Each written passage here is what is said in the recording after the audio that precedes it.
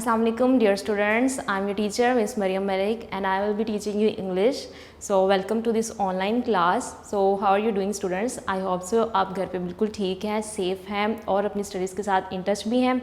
तो स्टूडेंट्स आज का हमारा लेक्चर है लेक्चर नंबर 16. अभी तक हम लोग लेक्चर्स 15 तक अपना सिलेबस जो है वो कवर कर चुके हैं. आपको याद होगा जिस तरह से आप लेक्चर्स जो हैं वो उनको फॉलो करें. आपको पता है कि हम लोग अभी तक 4 यूनिट्स जो हैं वो कवर कर चुके हैं. लाइक हमने मदर टू सन कवर कर लिया है एंड निकोबार्बनस unit, the ransom of Red Chief and old brown horse. ठीक है, हमारे इंग्लिश के ये 4 यूनिट्स जो हैं वो कवर हो चुके हैं और हमने इसके MCQs, question answers, words and tenses जो हैं वो कर लिए हैं. तो स्टूडेंट्स आपको याद होगा अब मदर टू सन जो है वो पोएम है, उसके जो वर्ड्स एंड टेंसेस हैं वो नहीं है. आपके नोट्स में जिन पोएम के वर्ड्स एंड टेंसेस हैं हम सिर्फ उन्हीं पोएम्स के वर्ड्स एंड टेंसेस करेंगे, बाकी जिनके नहीं हैं उनके नहीं करेंगे. ठीक है, बहुत से स्टूडेंट्स जो थे वो मुझसे पूछ रहे थे कि हमने पोएम के क्यों नहीं किए. आपके सिलेबस में आई थिंक 2 पोएम्स ही हैं जिनके वर्ड्स एंड टेंसेस आपके नोट्स में हैं, तो हम सिर्फ उन्हीं के करेंगे. राइट, तो आज का स्टूडेंट्स हमारा जो लेक्चर है वो है पोलर एक्सप्लोरर. ठीक है, हम लोग ये वाला यूनिट पढ़ने जा रहे हैं. So you have to open your books Oxford modern English right at the page number 27 पर अपना पेज नंबर ओपन कर लें और हम आज ये रीडिंग करने जा रहे हैं. ठीक है, तो सबसे पहले रीडिंग करने से पहले मैं इसका जो टाइटल है उसको हम एक दफ़ा डिस्कस कर लेते हैं. आपको पता है जब भी हम कोई पोएम पढ़ते हैं या हम कोई स्टोरी पढ़ते हैं, जो भी हम पढ़ने जा रहे होते हैं, सबसे पहले मेरी यही ट्राई होती है कि आप उसका जो टाइटल है ना उसको एक दफ़ा अच्छे से अंडरस्टैंड कर लें, उसको एक दफ़ा अच्छे से समझ लें. क्योंकि जब आप टाइटल समझ लेते हो तो आपको पता चल जाता है कि अच्छा हम किस चीज़ के बारे में पढ़ने जा रहे हैं, या इस लेसन पे कौन से मेन कैरेक्टर्स होंगे, कौन सी ऐसी थीम है या कौन सा सब्जेक्ट है जिसको हम पढ़ने जा रहे हैं. ठीक है, तो टाइटल हम सबसे पहले डिस्कस कर लेते हैं. टाइटल आप पढ़ लें, पोलर एक्सप्लोरर. पोलर नेम आपने पहले सुना होगा. पोलर कहते हैं ऐसे रीजन्स को जो आर्कटिक या एंटार्क्टिक ओशन से करीब हैं. ठीक है, all those areas which are quite near to Arctic और एंटार्क्टिक ओशंस. और ये वो रीजन्स हैं, ये वो इलाके हैं जहाँ पर बहुत ज़्यादा ठंड पड़ती है, मतलब बहुत ज़्यादा सर्दी होती है. फ्रीजिंग कोल्ड टेम्परेचर होता है यहाँ पर. इतना कोल्ड टेम्परेचर होता है कि वहाँ पर जितना भी वाटर है, जितना भी पानी है वहाँ पर वो स्नो बन जाता है, यानी वो बर्फ़ बन जाता है, आइस होती है. और इतनी हार्ड किस्म की वहाँ पर आइस होती है कि वो माइल्स तक, यानी या आप कह सकते हैं कि कई किलोमीटर्स तक वो फैली हुई होती है ज़मीन के अंदर. ठीक है, क्योंकि वो ओशन है तो वहाँ का जो पानी है वो फ्रीज़ हो जाता है इन रीजन्स में. तो आप ज़रा इमेजिन करें कि वहाँ पर कितनी ज़्यादा सर्दी पड़ती होगी, माइनस में टेम्परेचर चला जाता है ऐसे रीजन्स में. ठीक है, नेक्स्ट वर्ड है यहाँ पे एक्सप्लोरर. एक्सप्लोरर कहते हैं एक ऐसे पर्सन को जो डिफरेंट एरियाज़ में जाता है और उनको एक्सप्लोर करता है. Means his basic aim, his basic task is to travel and discover and explore the different kind of areas. उसका मेन एम जो है वो यही होता है कि डिफरेंट एरियाज़ में जाएं, वहाँ के जो एरियाज़ हैं उनको वो डिस्कवर करें, उनके कल्चर को डिस्कवर करें. तो एक्सप्लोरर ऐसे पर्सन को कहते हैं जो ट्रैवल करता है डिफरेंट रीजन्स में और वहाँ पर जाकर एक्सप्लोर करता है या नई नई चीज़ें डिस्कवर करता है. तो स्टूडेंट्स यहाँ पर आपको पता चला टाइटल है हमारा पोलर एक्सप्लोरर. तो अगर हम इन दोनों वर्ड्स को आपस में रिलेट करें, यानी पोलर एक्सप्लोरर को आपस में रिलेट करें, तो हमें ये पता चलता है कि एक्सप्लोरर हम एक ऐसे एक्सप्लोरर के बारे में पढ़ने जा रहे हैं जो कि पोलर रीजन्स को एक्सप्लोर करता है. ठीक है, यानी अभी मैंने आपको बताया ना कि पोलर एरियाज़ कौन से हैं, तो वहाँ पर जाकर इतनी ठंड में एक ऐसे पर्सन के बारे में आप पढ़ने जा रहे हैं जो इतनी ठंड में जाकर इन एरियाज़ को जाकर डिस्कवर करता है, उनके बारे में मज़ीद एक्सप्लोर करता है कि वहाँ पर कौन से एनिमल्स हैं जो वहाँ पर रहते हैं, वहाँ की लाइफ कैसी है, सी लाइफ कैसी है. तो ये जो आपकी ये जो स्टोरी है ये बहुत ही एडवेंचरस किस्म की होने वाली है. ठीक है, ऐसी स्टोरी आपने अभी तक नहीं पढ़ी. वैसे तो हमने जो निकोबार्बनस पढ़ा था, the ransom of Red chief पढ़ा था, वो भी थोड़ी सी एडवेंचरस किस्म की थी. लेकिन ये जो आप पढ़ने जा रहे हैं ये बेसिकली एक लाइफ हिस्ट्री है. लाइफ हिस्ट्री कहते हैं कि एक ज़िंदगी की तारीख़ है. इसमें आप एक ऐसे पर्सन के बारे में पढ़ेंगे, उसकी पूरी लाइफ हिस्ट्री के बारे में पढ़ेंगे. ये जो स्टोरी है ये उसकी एक ऑटोबायोग्राफिकल नोट है, यानी उसकी ज़िंदगी के जो इंसिडेंट्स हैं या जो हालात और वाक़यात हैं उसके बारे में आप पढ़ेंगे. ठीक है, तो चले हम अभी मज़ीद मैं आपको कुछ नहीं बताऊँगी क्योंकि उससे रीडिंग का मज़ा आपको नहीं आएगा. तो हम स्टार्ट करते हैं। पेज नंबर 27 आप ओपन कर लें। जैसे जैसे हम आगे मज़ीद पढ़ते जाएंगे मैं आपको डिफ़िकल्ट वर्ड्स जो मैंने बोर्ड पर लिखे हुए हैं ये भी एक्सप्लेन करती जाऊंगी, और जो इम्पॉर्टेंट लाइंस हैं उनको आप अंडरलाइन भी करेंगे। और साथ में आपने एक और काम करना है, वो ये कि साथ में आप जितने भी फैक्ट्स एंड फिगर्स हैं उनको अच्छे से समझते जाएंगे, ठीक है। So we are going to start from the first line. The first line is Roald Amundsen was born in Norway in 1872, ठीक है। सो आपको फर्स्ट लाइन में ही बता दिया गया कि हम किसकी बात कर रहे थे। अभी तक वो जो मैंने आपको टाइटल में बताया ना कि एक एक्सप्लोरर है and he goes and discover the polar regions, उसके बारे में हम पढ़ने जा रहे हैं। तो उसका नेम क्या है, फर्स्ट लाइन में ही आपको बता दिया गया है नेम, रोल्ड एमर्सन, ठीक है, ये उसका नेम है। And he was born in Norway. Norway is basically a name of a country, एक कंट्री का नाम है, ये आपने सुना भी होगा। उसमें ये पैदा हुए थे, और कब पैदा हुए, in 1872। So students you have to underline this line, इसको अच्छे से अंडरलाइन कर लें क्योंकि ये बेसिक फैक्ट है और ये आपको क्वेश्चन आंसर्स में और एमसीक्यूज में भी आएगा, ठीक है। So the person that we were talking about is Roald Amundsen, जिसके बारे में बात कर रहे थे। वो जो पर्सन जो डिफरेंट रीजन्स में गया और उसने वहाँ जाकर एक्सप्लोर किया, उसका क्या नेम है, यस उसका नेम है Roald Amundsen, right. As a child he read about famous British explorers. तो जब वो छोटा था, अब हम स्टार्ट करेंगे, जैसे ये स्टोरी जो है ये स्टार्ट हुई है तो उसके बचपन से स्टार्ट हुई है।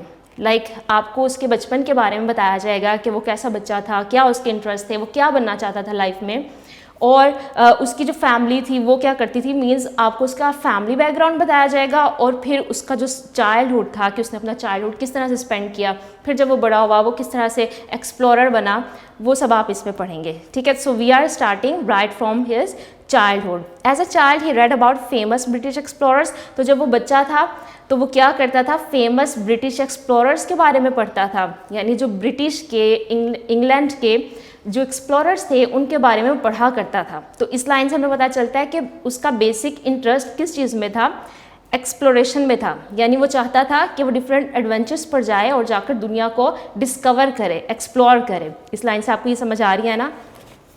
He joined as many sports teams as he could. So उसने क्या किया, क्योंकि उसका ये एम था, उसका ड्रीम था, वो फेमस ब्रिटिश एक्सप्लोरर्स के बारे में पढ़ता था, तो उसके लिए उसने कुछ प्रैक्टिकल भी किया। और प्रैक्टिकल उसने क्या किया कि उसने स्पोर्ट्स टीम्स जो थी वो ज्वाइन कर ली, डिफरेंट किस्म की स्पोर्ट्स गेम्स को या टीम्स को उसने ज्वाइन कर लिया। As he could and slept with his windows wide open. अब स्टूडेंट्स ये जो लाइन है ना ये बहुत इंपॉर्टेंट है, इसको आप अंडरलाइन कर लें। And slept with his Windows wide open. और वो क्या करता था, रात के टाइम अपनी खिड़कियाँ खुली छोड़कर सोया करता था।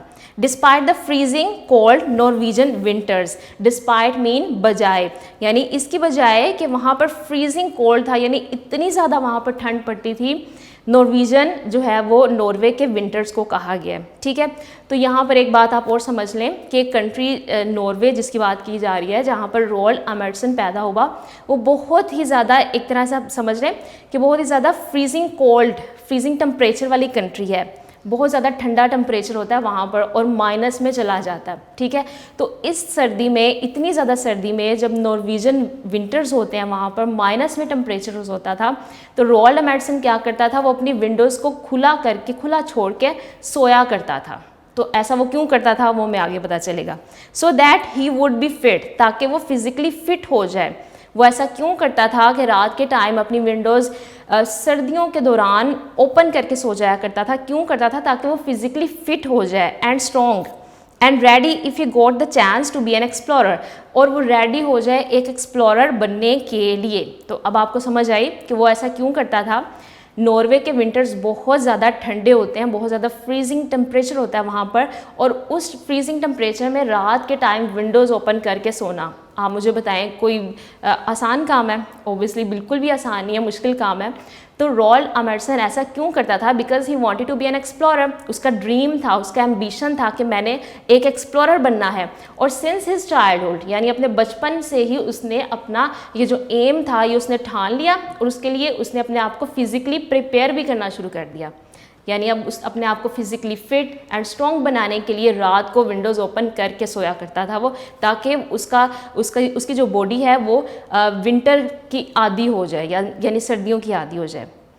एमर्सन्स family worked in the shipping industry. अब आपको उसकी फैमिली के बारे में बताया जाएगा कि उसकी फैमिली क्या करती थी। उसकी फैमिली शिपिंग इंडस्ट्री में काम करती थी, यानी कि आप कह लें कि उनका बेसिक काम क्या था कि वो शिप्स के थ्रू ट्रांसपोर्ट करते थे गुड्स मींस कि डिफरेंट किस्म का सामान जो था उसको ट्रांसपोर्ट करते थे शिप्स के थ्रू। तो उनकी जो फैमिली थी वो शिपिंग इंडस्ट्री से बिलोंग करती थी। ये लाइन भी आप अंडरलाइन कर लें, Amundsen's family worked in shipping industry, इस लाइन को आप अंडरलाइन कर लें। But his mother wanted him to avoid the dangers of a life at sea. लेकिन उनकी मदर क्या चाहती थी, उनकी मदर चाहती थी कि वो समंदर पर जो ख़तरात हैं उनसे उनकी ज़िंदगी जो है वो बची रहे, ठीक है। So she encourage him to become a doctor. So उन्होंने उनको इनकरेज किया, इनकरेज मीन उनका हौसला बढ़ाया कि वो एक डॉक्टर बन जाएं। यानी उनकी मदर का ये ड्रीम था that royal Emerson should become a doctor. अब रॉयल एमर्सन क्या बनना चाहते थे, यहाँ तक आपको कुछ तो समझ आई होगी ना कि उनका क्या ड्रीम था। मैंने आपको बताया अभी, yes, his dream was to become an explorer. लेकिन उनकी मदर क्या चाहती थी, obviously she wanted him to become a doctor. वो चाहती थी कि ये डॉक्टर बन जाए। He obeyed his mother's wishes. Obeyed का मतलब मैंने यहाँ पर लिखा हुआ है टू फॉलो द ऑर्डर्स, ठीक है। या आप ऊपर लिख लें, अंडरलाइन कर लें इस वर्ड को और ऊपर मीनिंग लिख लें। ही ओबेड हिज मदर्स विशेज़। सो उन्होंने क्या किया, अपनी मदर की जो ये विश थी, जो ऑर्डर थी कि वो डॉक्टर बने, इसको उन्होंने बहुत अच्छे से फॉलो किया, मतलब अपनी मदर की बात को माना उन्होंने। While continuing to read about explorers. लेकिन फिर भी उन्होंने एक्सप्लोरर्स के बारे में पढ़ना नहीं छोड़ा, वो साथ साथ पढ़ते रहे, क्योंकि वो उनका एक पैशन था, एक जुनून था कि मैंने एक्सप्लोरर बनना है। सो उन्होंने एक्सप्लोरर्स के बारे में पढ़ना बिल्कुल भी नहीं छोड़ा और साथ साथ अपने इस ड्रीम को भी कैरी ऑन किया। When he was 21 years old, तो जब वो 21 years के हुए, his mother died, तो क्या हुआ, उनकी मदर की डेथ हो गई। एमर्सन्स लेफ्ट यूनिवर्सिटी, तो यहाँ पर एमर्सन ने अब क्या किया, उन्होंने उस यूनिवर्सिटी को छोड़ दिया जहाँ से उनको मेडिकल एजुकेशन वो ले रहे थे, वो उन्होंने छोड़ दी। And began his life as explorer, तो अब उन्होंने अपने ड्रीम को परस्यू करना शुरू कर दिया, उन्होंने अपनी life as an explorer start कर दी। इससे पहले आपने अभी तक क्या पढ़ा कि उनकी मदर जो थी वो चाहती थी कि वो डॉक्टर बने, बट उनकी ये विश नहीं थी, he wanted to become an explorer. लेकिन मदर के ऑर्डर को, उनकी विशेस को पूरा करने के लिए उन्होंने यूनिवर्सिटी में एडमिशन भी ले लिया था। लेकिन जब वो 21 ईयर्स के हुए तो मदर की डेथ हुई, तो फिर रॉयल एमर्सन ने क्या किया, he left the university and he started living his life an explorer. उन्होंने अपनी ज़िंदगी का जो ड्रीम था उसको अचीव करने के लिए मेहनत और स्ट्रगल स्टार्ट कर दी और अपनी ज़िंदगी को एज एन एक्सप्लोरर जो था वो रहना शुरू कर दिया। ओके, इसके बाद सम ऑफ एमर्सन्स अचीवमेंट्स हैं, ये हम पढ़ेंगे, 4 लाइंस हैं। ये इनकी जो है मेन अचीवमेंट्स हैं कि रॉयल एमर्सन ने अपनी ज़िंदगी में कौन सी किस्म की जो थी कामयाबियाँ वो उन्होंने अचीव की। He was the first to pass through the Northwest Passage in Arctic Ocean. So royal Emerson जो थे वो पहले ऐसे पर्सन थे जो नॉर्थ वेस्ट पैसेज से गुजरे, ठीक है, जो आर्कटिक ओशन में है नॉर्थ वेस्ट पैसेज, वहाँ से गुजरने वाले ही वॉज द फर्स्ट पर्सन, वो पहले इंसान थे। Is not it is amazing? आपको नहीं लग रहा कि ये बहुत ही अमेजिंग बात है? यानी आर्कटिक ओशन जो कि इतना ज़्यादा फ्रीजिंग कोल्ड टेम्परेचर है वहाँ से गुजरना, वहाँ पर जाना शिप्स में कितना मुश्किल होगा। एक थोड़े से टाइम के लिए इमेजिन करें जहाँ पर ह्यूमन लाइफ भी नहीं है, वहाँ पर कोई भी नहीं रहता। ऐसे रीजन्स में जाना, ऐसे रीजन्स को एक्सप्लोर करना, वहाँ पर एज अ फर्स्ट पर्सन जाना is a very amazing thing. मुझे तो ये बहुत ही अमेजिंग बात लगी है, तो ओबियसली आप लोगों को भी लगी होगी।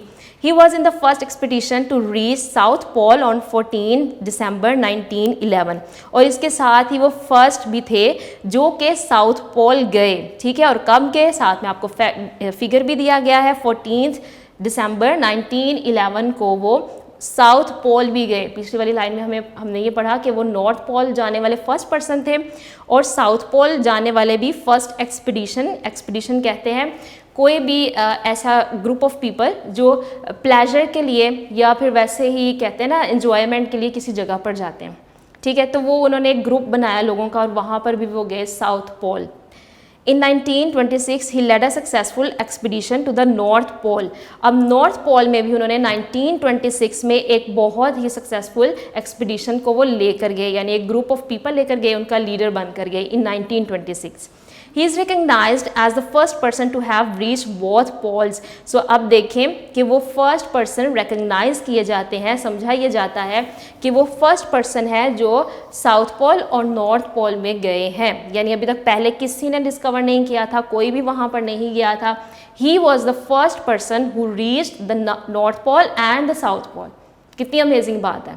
सो हम जिस पर्सन के बारे में पढ़ रहे हैं, आपको पता चला he is not an ordinary person, कोई आम इंसान के बारे में हम नहीं पढ़ रहे, वो बहुत ही एक अमेजिंग किस्म का पर्सन है, ठीक है। और नेक्स्ट आपको पता चलेगा कि वो वहाँ पर ऐसे रीजन्स में किस तरह गए, उनको क्या डिफ़िकल्टीज़ का सामना करना पड़ा, वो हम आगे पढ़ेंगे। इन early expeditions Amundsen was part of the crew. Crew कहते हैं स्टाफ और अ ग्रुप ऑफ वर्कर्स, ठीक है। ये आप लिख लें ऊपर मीनिंग क्रू का। In early expeditions Amundsen was part of the crew. So जो पहले वाली उन्होंने एक्सपीडिशंस की, यानी पहले वाली वो जो जर्नी में गए, लोगों का ग्रुप बनाकर लेकर गए, तो वहाँ पर सिर्फ पहले शुरू में स्टार्ट में वो सिर्फ क्रू का पार्ट थे, यानी जो स्टाफ था ना, सब लोग जो वहाँ पर गए वो सिर्फ उनका हिस्सा थे। He watched, listened and learned some useful skills।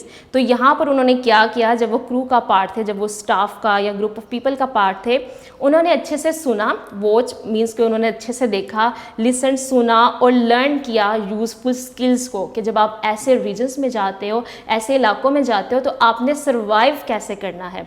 सबसे पहली बात तो ये थी ना कि सीखना सबसे इंपॉर्टेंट चीज़ है। तो रोल्ड एमर्सन ने बजाय इसके कि वो डायरेक्ट निकल जाते, एक जर्नी पर चले जाते और नॉर्थ पोल को और साउथ पोल को डिस्कवर करते, उन्होंने क्या किया, सबसे पहले वो ऐसे क्रू के साथ, ऐसे स्टाफ के साथ एक्सपीडिशंस पर गए और उन्होंने सोचा, उन्होंने देखा कि किस तरह से यूज़फुल स्किल्स जो हैं उनके थ्रू सर्वाइव किया जाता है, और उन्होंने ये सब चीज़ें लर्न की। Once on a ship trapped in ice, एक दफ़ा क्या हुआ, उनकी शिप एक बर्फ़ में फंस गई, बहुत ज़्यादा बर्फ़ में फंस गई। He observed how the doctor's hunting skills provided the crew with fresh meat and kept them free from scurvy. अच्छा, इसको एक दफ़ा दोबारा से गौर से पढ़ लें। ही ऑब्जर्व्ड, यानी उन्होंने ऑब्जर्व किया कि वो जो डॉक्टर था वहाँ पर उनके क्रू के साथ ना, मतलब जिस स्टाफ के साथ वो गए थे उसमें एक डॉक्टर भी था, ठीक है। तो जब वो स्टार्ट में गए तो एक दफ़ा क्या हुआ, उनकी शिप एक आइस में, बहुत ज़्यादा आइस में फंस गई। तो डॉक्टर था वहाँ पर, उनके साथ एक डॉक्टर था जो उनका कंपेनियन था, उसने बहुत ही अपनी यूज़फुल स्किल्स के साथ हंटिंग की, और जो क्रू था यानी जितने भी लोग थे वहाँ पर उनको फ्रेश मीट प्रोवाइड किया, ठीक है। और उनको एक डिज़ीज़, एक बीमारी है जिसका नेम है scurvy. Scurvy is a name of a disease, ठीक है, ये एक बीमारी का नेम है। तो डॉक्टर ने उनको इस बीमारी से भी बचाया। तो ऑब्वियसली डॉक्टर्स ने कुछ यूज़फुल स्किल्स जो थी वो यूज़ की होंगी। सो रोल्ड एमर्सन ने इन चीज़ों को बहुत अच्छे से लर्न किया। स्कर्वी इज़ अ डिजीज़, इस लाइन को भी आप अंडरलाइन कर लें। Scurvy is a disease caused by lack of vitamin C. Scurvy क्या है, एक बीमारी का नेम है जो किससे होती है, विटामिन सी की कमी से होती है, ठीक है। सो अंडरलाइन दिस लाइन, ये बहुत इंपॉर्टेंट लाइन है। It can lead to illness, ये आपको इलनेस की तरफ लेकर जा सकती है, सिकनेस की तरफ ले जा सकती है। द लॉस ऑफ टीथ, इससे आपके जो दांत हैं वो गिर सकते हैं। एंड डेथ फ्रॉम ब्लीडिंग, और इतनी ब्लीडिंग होती है, यानी इतना खून निकलता है कि वो जो पर्सन है जिसको स्कर्वी होती है उसकी डेथ हो जाती है, right. Okay students, now come at the page number 28 and now we are going to continue our reading. When he was 28 years old, तो जब वो 28 years के हो गए, Emerson became the leader of expedition। तो वो जो expeditions लेकर जाया करते थे, यानी जो मुहिम लेकर जाया करते थे, वो उनके लीडर बन गए, ठीक है। पहले आपने ये पढ़ा कि वो एक्सपीडिशंस के मेंबर थे, क्रू का पार्ट थे, लेकिन जब वो 28 years के हुए then he became the leader of the expeditions, फिर वो एक्सपीडिशंस के लीडर बन गए विद हिज शिप जो, ठीक है। और फिर उन्होंने अपनी एक शिप भी बना ली जिसका नेम क्या था, जो। एक शिप थी जिसका नेम उन्होंने जो रखा, वो उन्होंने अपनी पर्सनल एक शिप भी बना ली और वो इस शिप को इन डिफरेंट रीजन्स में लेकर जाया करते थे। The ship is still on display at the frame museum in Oslo. Oslo is the capital of Norway, यानी नॉर्वे जो कंट्री है उसके कैपिटल का नेम है ओस्लो। सो ये शिप अभी तक ओस्लो के म्यूजियम में पड़ी हुई है। So students, if you want to see this ship you can easily search its images on internet. अगर आप इसे देखना चाहते हैं, इंटरनेट पर इसका नेम लिखें तो आपको इसके इमेजेस जो है वो मिल जाएंगे। और आप देखिएगा बहुत ही ज़बरदस्त किस्म की बनाई हुई है ये जो शिप है जिसका नेम है जो। From 1903 to 1906, Emerson took a crew of 6 men on Joe. So जब ये सब टाइम पीरियड गुजरा 1903 से 1906 तक, तो एमर्सन अपने लोगों का एक क्रू बनाकर लेकर गए, और कितने लोग थे उसमें 6 पीपल थे, ठीक है। और वो अपनी शिप पर लेकर गए on an expedition to find a route through the North West Passage. So उन्होंने एक एक्सपीडिशन स्टार्ट की, एक मुहिम स्टार्ट की कि वो नॉर्थ वेस्ट पैसेज से रास्ता तलाश करेंगे। रूट कहते हैं रास्ते को। The North West Passage is the name of the sea route. ये जो नॉर्थ वेस्ट पैसेज है ये बेसिकली सी रूट का नेम है। सी रूट कहते हैं समुद्री रास्ते को, ठीक है। ये आप उर्दू में लिख लें, समुद्री रास्ते का ये नाम है। Through the Arctic Ocean from Atlantic to the Pacific. So ये आर्कटिक ओशन से गुजरने वाला एक रास्ता है जिसका नेम है नॉर्थ वेस्ट पैसेज। और ये कहाँ से गुजरता है? ये अटलांटिक ओशन से पैसिफिक ओशन तक जाता है, ठीक है। ये आपको यहाँ पे इन्फॉर्मेशन दी जा रही है। Due to the very cold temperatures, क्योंकि वहाँ पर बहुत ज़्यादा कोल्ड टेम्परेचर होता है, जैसे मैंने आपको बिगिनिंग में भी बताया, the area is frozen over most of the time. So ये जो एरिया है, ये जो रीजन्स है यानी नॉर्थ वेस्ट पैसेज है, ये मोस्ट ऑफ द टाइम ये फ्रोजन होता है, यानी बिल्कुल जमा हुआ होता है। बहुत ज़्यादा सर्दी होती है वहाँ पे, तो पूरे साल में बहुत ज़्यादा जो टाइम है उसमें ये फ्रोजन एरिया होता है। For a short while each year the ice around the land in the north of Canada can break up enough to allow vessels through। vessels कहते हैं small boats को, ठीक है। ये ऊपर मीनिंग लिख लें। हर साल क्या होता है कि हर साल सिर्फ वो जो वहाँ पर आइस है या स्नो है वहाँ पर वो सिर्फ इतनी मेल्ट होती है कि वहाँ पर इजीली सिर्फ स्मॉल बोट्स वहाँ से गुजर सकती हैं। यानी वहाँ पर इतनी ज़्यादा सर्दी होती है, और जब समर टाइम आता है या थोड़ा सा टेम्परेचर जो है वो नॉर्मल होता है, तो सिर्फ इतनी आइस वहाँ से ब्रेक होती है कि सिर्फ स्मॉल जो शिप्स हैं वो वहाँ से गुजर सकती हैं।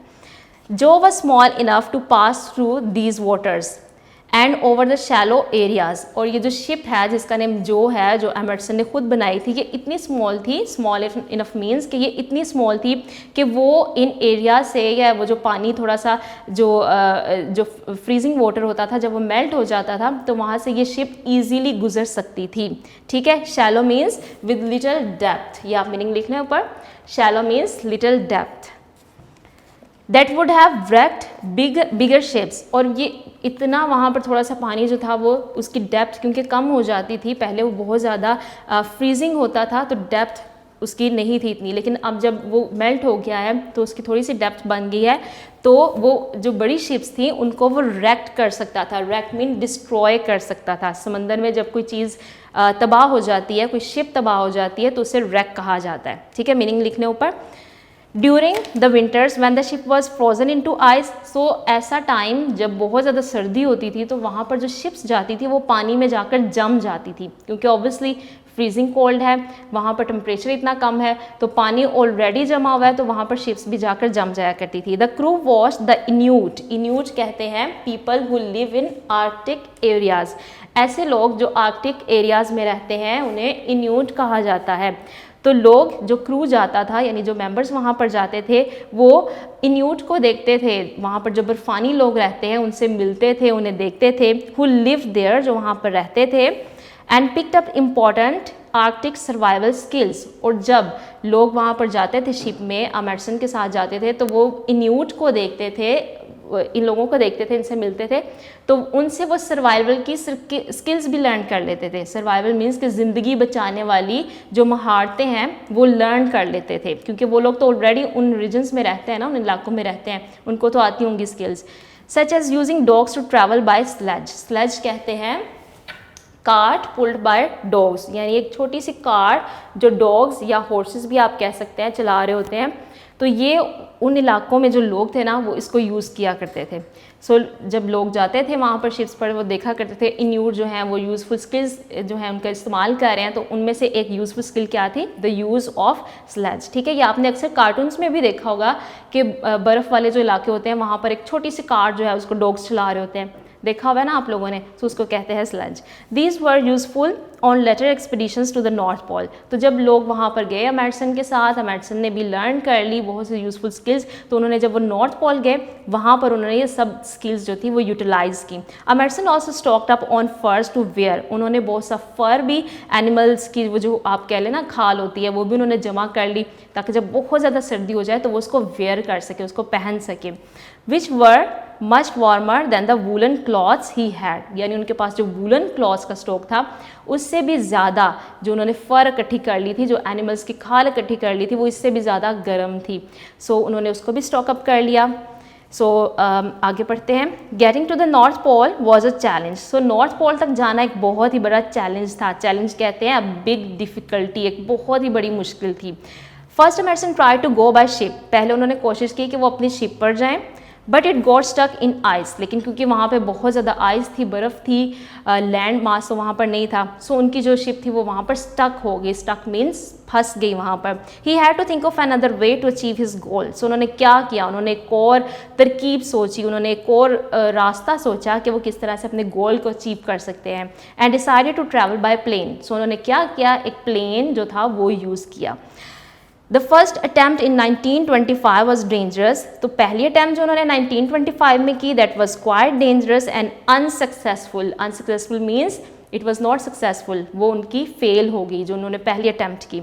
Finally in 1926 Amundsen made it to the north Pole. फिर 1926 में मीन्स आफ्टर 1 ईयर उनका ये जो मिशन था, उनका ये जो गोल था, ये कंप्लीट हो गया। 3 other people claim separately to have go to the north Pole before Amundsen. 3 लोग कहते हैं कि हम अमेरिसन से पहले नॉर्थ पोल से होकर आए हैं, but all of these have been disputed. लेकिन इन तमाम में एग्रीमेंट नहीं है, यानी इनके बारे में हम फुली ये बात नहीं कह सकते कि वाकई वो नॉर्थ पोल में गए थे। इनके बारे में डिस्प्यूट है, यानी इस बात पर अभी तक एग्रीमेंट नहीं है कि वो वाकई ही गए थे। So Roald Amundsen is the first person who reached the north Pole. So students, हम यहाँ पर आप जो है वो एक एंडिंग मार्क लगा लें, ठीक है। हमने आज पेज नंबर 28 तक पढ़ा है, अपने 2 पेजेस जो हैं वो हमने कवर किए हैं। तो आज का आपका क्या टास्क है, आपने जितनी भी हमने रीडिंग की है इसको एक दफ़ा दोबारा से पढ़ के देखना है, डिफ़िकल्ट वर्ड्स को लर्न करना है। जो वर्ड्स आपको मुश्किल लग रहे हैं कि किस तरह से इनको बोला जाता है, उनको बार बार ज़रा बोल कर देखें कि आपको बोलने आते हैं या नहीं, ठीक है। सो हम यहाँ पर इसको एंड करते हैं। तो अभी तक आपने जो है उस लेसन से क्या लर्न किया, वो आपने ये लर्न किया है कि आपके जो ड्रीम्स हैं, जो आपके एम्बिशंस हैं या जो आपके गोल्स हैं, उनको कभी भी गिव अप नहीं कर देना चाहिए। यही चीज़ आपने लर्न की ना। रोल्ड एमर्सन जो है उसकी मदर ने कहा कि तुमने डॉक्टर बनना है, उसने उस ड्रीम को परस्यू भी किया, लेकिन जो उसका एक कहते हैं ना इंसान के अंदर का एक जज्बा होता है कि मैंने ये काम करना है ज़िंदगी में, उन्होंने बिल्कुल भी उसको गिव अप नहीं किया। जैसे ही उन्हें अपॉर्चुनिटी मिली उन्होंने साथ ही उसको कैरी ऑन किया और अपने ड्रीम को पाने के लिए वो निकल पड़े, और फिर वाकई वो इसमें बहुत ज़्यादा सक्सेसफुल हुए, क्योंकि हमने ये पढ़ा that he was the first person to reach the both poles, north pole and the south pole. और उन इलाकों में जाना बहुत ही ज़्यादा एक अमेजिंग बात है। सो स्टूडेंट्स, आज का लेक्चर हम यहाँ पर एंड करते हैं। आई होप आपको समझ आई होगी। अच्छे से पढ़ें, अपनी स्टडीज़ के साथ इन टच रहें, और जितने भी लेक्चर्स हमारे चैनल हैं उनको फॉलो करें ताकि आपका सिलेबस साथ ही साथ कवर होता जाए। Thank you so much.